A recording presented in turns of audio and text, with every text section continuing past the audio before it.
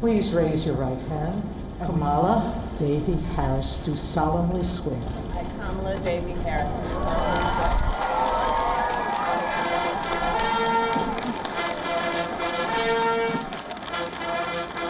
Next President of the United States, Joseph R. Biden.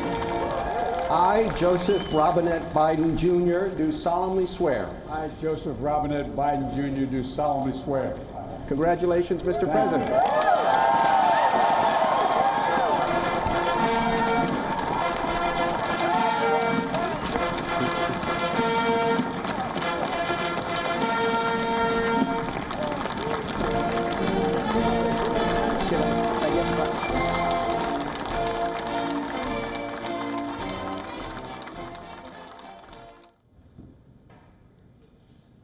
As Joe Biden was taking oath of office last night, officials at the Chinese Ministry of Foreign Affairs were wide awake. Well, not for the president's inauguration, but for an announcement of their own, an announcement that Beijing was gearing up to make.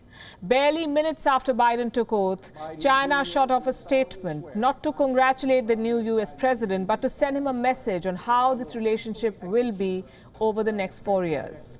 China sanctioned several members of the Trump administration, American citizens.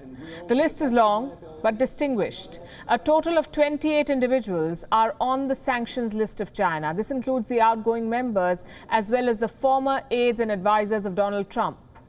Let me give you some big names sanctioned by China. Mike Pompeo, the former Secretary of State; Peter Navarro, Trump's economic advisor; Robert O'Brien, Trump's national security advisor; former chief strategist Steve Bannon, and former national security advisor John Bolton. The list has 28 names. China has sanctioned their family members too. So how do we see this move and its timing? China has attacked Trump's former advisors for targeting Beijing relentlessly.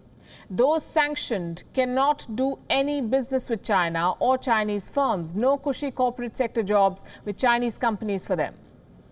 And the way China went about these sanctions leads us to only one conclusion. Beijing wanted to send a message to Joe Biden on his inauguration day. It wanted to set the tone for future engagements and fire the first shot in the great power battle.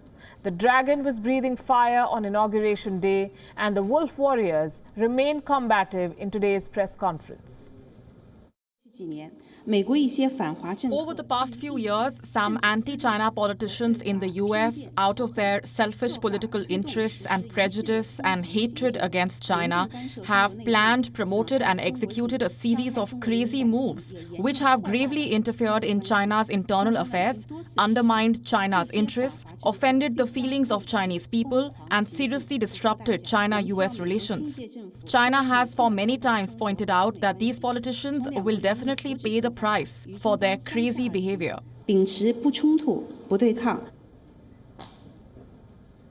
China said that it hopes the better angels, quote unquote, can defeat the evil forces. Well, I'm not sure if Chinese diplomats will meet any angels from America now, because Team Biden hit back with a statement calling the sanctions, quote unquote, unproductive, cynical, and an attempt to play to partisan divides.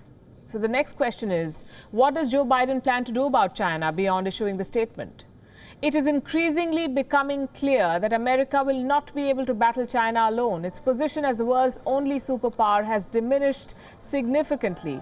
Even Joe Biden, during campaigning, conceded this. He inherits a foreign policy where allies are questioning America.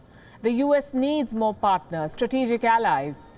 This is a fact that even members of Team Biden have acknowledged, like Kurt Campbell, who has been tapped by Biden to serve as the coordinator for Indo-Pacific affairs. Earlier this month, he wrote a piece with another scholar raising concerns about China's incursions in the East China Sea, the attempts to build islands in the South China Sea, the threats to invade Taiwan, and the conflict with India. Campbell says that America must bolster its alliances with partners like India and then use them to push back against China. For now, Biden's priority seems to be the issues at home, the domestic challenges.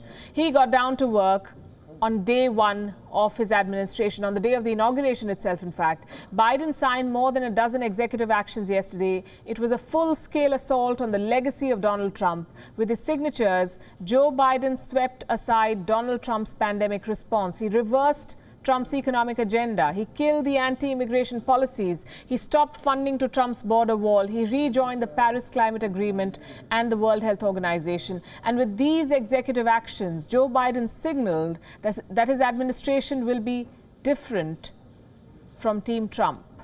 Well, it remains to be seen how differently they tackle China.